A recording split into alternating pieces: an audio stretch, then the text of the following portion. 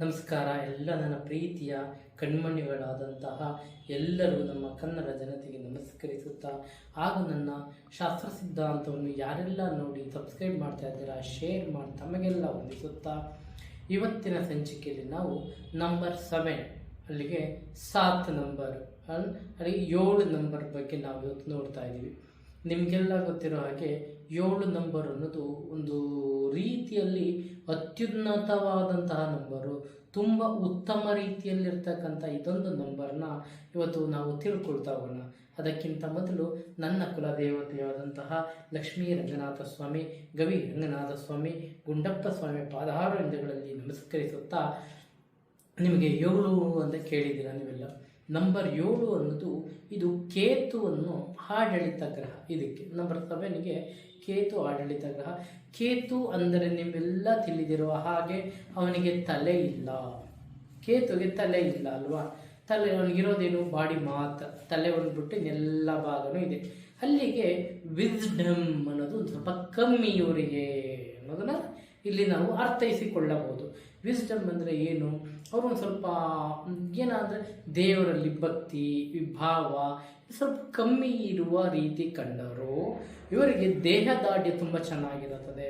ಇವರು ಚೆನ್ನಾಗಿ ದಂಡಿಸ್ತಾರೆ, ಕೆಲಸವನ್ನು ಮಾಡ್ತಾರೆ, ಆಕ್ಟಿವ್ ಆಗಿರ್ತಾರೆ, ಮತ್ತು ಗೆಲ್ಲುವ ಹುಮ್ಮಸ್ಸಲ್ಲಿರ್ತಾರೆ. ಇವರು ಯಾವತ್ತೂ ಸೋಲನ್ನು ಒಪ್ಪಿಕೊಳ್ಳುವ ಜನರಲ್ಲ. ಇವರು ಗೆಲುವನ್ನು ಒಪ್ಪಿಕೊಳ್ಳುವ ಜನರು, ಸೋಲನ್ನು ಒಪ್ಪಿಕೊಳ್ಳುವ ಜನರಲ್ಲ.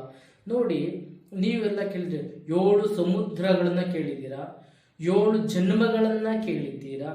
ಎಷ್ಟು ಜನ್ಮ? 7 ಜನ್ಮದಲ್ಲೂ ಇಂಥ ಹೆಂಡತಿನೇ ಸಿಗಬೇಕು, ಇಂಥ ಗಂಡನೇ ಸಿಗಬೇಕು, ಇಂಥ ತಂದೆ ತಾಯಿಯೇ ಸಿಗಬೇಕು, 7 ಜನ್ಮ ಹೇಳ್ತೀವಲ್ವ. 7 ಜನ್ಮಕ್ಕೆ ಅಷ್ಟೊಂದು 7 ಅನ್ನೋದಕ್ಕೆ ಅಷ್ಟೊಂದು ಪ್ರಭಾವವಾದ, ಅಷ್ಟೊಂದು ಶಕ್ತಿ ಇರುತ್ತದೆ 7 ನಂಬರ್ಗೆ. ಹಾಗೆ ನಮ್ಮ ವೆಬ್ಗಾರ್ ಅಂತ ಕರಿತೀವಿ, 7 ಬಣ್ಣಗಳು ಅಂತ ಕರಿತೀವಿ, ಮತ್ತು 7 ಕಾಂಟನೆಂಟ್ಸ್ ಅಂತ ಕರಿತೀವಿ. 7 ಕಾಂಟನೆಂಟ್ಸ್ ಇದೆ ಅಲ್ವಾ? ಹಾಗೆ 7 ಒಂದು ಇಷ್ಟು ಪವರ್ಫುಲ್ ನಂಬರು ಅನ್ನೋದನ್ನು ನೋಡಿ, ಪ್ರತಿಯೊಂದರಲ್ಲೂ ನಿಮ್ಗೆ 7 ಸಿಗ್ತಾ ಹೋಗುತ್ತೆ. ಅದರ ಜೊತೆಗೆ ಈಗ ರೊನಾಲ್ಡೋ ಇರ್ಬೋದು, ನಮ್ಮ ಮಹೇಂದ್ರ ಸಿಂಗ್ ಧೋನಿ ಇರ್ಬೋದು, ಇವರೆಲ್ಲ ಬಳಸ್ತಕ್ಕಂಥ ನಂಬರು ನಂಬರ್ 7. ನಂಬರ್ 7 ಗೆಲುವನ್ನು ಮುಟ್ಟುವವರೆಗೆ ಇವರು ಸುಮ್ಮನೆ ಕೂರುವ ಜನರಲ್ಲ. ಇವರು ಗೆದ್ದೇ ಗೆಲ್ಲುವ ಹುಮ್ಮಸ್ಸಿನಿಂದ ಗೆದ್ದು ತೋರಿಸುವ ಓವರ್ ಕಾನ್ಫಿಡೆನ್ಸ್ ಕೂಡ ಇವರಿಗಿರುತ್ತೆ. ಕೆಲವೊಂದು ಟೈಮ್ ಅದು ಅವರಿಗೆ ಸ್ವಲ್ಪ ಸಣ್ಣ ಪುಟ್ಟ ಎಡವಟ್ಟುಗಳನ್ನು ಕೊಟ್ಟವರು ಸ್ವಲ್ಪ ಅಪ್ ಆ್ಯಂಡ್ ಡೌನ್ ಲೈಫ್ ಕೆಲವೊಂದ್ಸತಿ ಬೀಳ್ತಾನೇ ಇರ್ತಾರೆ. ಹಾಗಿದ್ದರೂ ಕೂಡ ಇವರು ಅಷ್ಟು ಸುಲಭವಾಗಿ ಸೋಲನ್ನು ಒಪ್ಪಿಕೊಳ್ಳುವ ಜನರಲ್ಲ.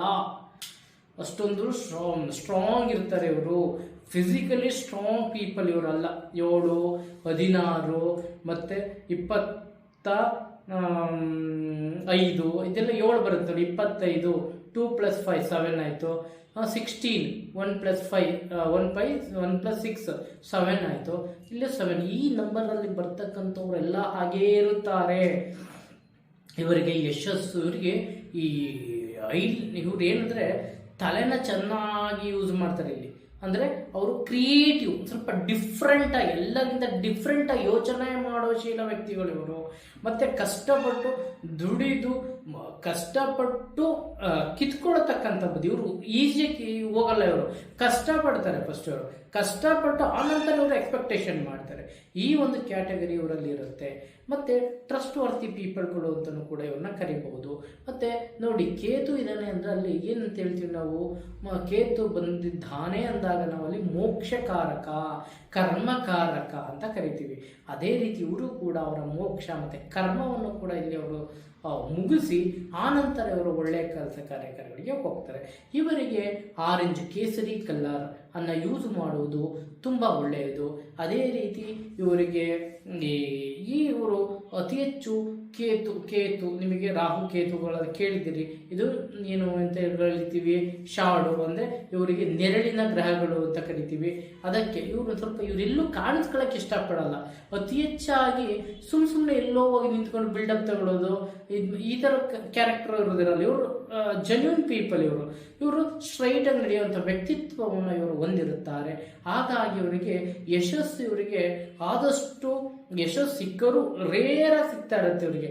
ಆದಷ್ಟು ಅಂದ್ರೆ ಏನಾದ್ರೆ ಅದು 100 ಜನದಲ್ಲಿ ಒಂದು 30 ಜನ ಸಕ್ಸಸ್ನ ಕಂಡುಬಿಡ್ತಾರೆ, 70 ಜನ ಬೀಳ್ತಾನೆ ಇರ್ತಾರೆ, ಹೇಳ್ತಾನೆ ಇರ್ತಾರೆ, ಬೀಳ್ತಾನೆ ಇರ್ತಾರೆ, ಹೇಳ್ತಾನೆ ಇರ್ತಾರೆ. ಹಾಗಾಗಿ ಇವರು ಆರೆಂಜ್ ಕಲರನ್ನು ಯೂಸ್ ಮಾಡಲಿ, ಇಲ್ಲ ಬುಧನ ಅಂದರೆ ಹಸಿರು ಕಲರನ್ನು ಯೂಸ್ ಮಾಡಲಿ, ಅಥವಾ ಬಿಳಿ ಬಣ್ಣವನ್ನು ಯೂಸ್ ಮಾಡೋದು ಕೂಡ ಇವರಿಗೆ ಅತ್ಯುತ್ತಮ. ಅದರ ಜೊತೆಗೆ ಇವರು ಅತಿ ಹೆಚ್ಚು ನವಗ್ರಹ ದೇವಸ್ಥಾನಗಳಿಗೆ ಹೋಗಿ ಬರುವುದು ಇವರಿಗೆ ಆರೋಗ್ಯಕರವಾಗಿರುತ್ತದೆ. ಇವರಿಗೆ ಹೆಚ್ಚು ಸೊಂಟದ ಹತ್ತಿರ ನೋವು ಬರ್ತಕ್ಕಂಥದ್ದು, ಬೆನ್ನು ನೋವು ಬರ್ತಕ್ಕಂಥದ್ದು ಇವರಿಗೆ ಜಾಸ್ತಿ ಕಾಣಿಸ್ತಾ ಇರುತ್ತದೆ.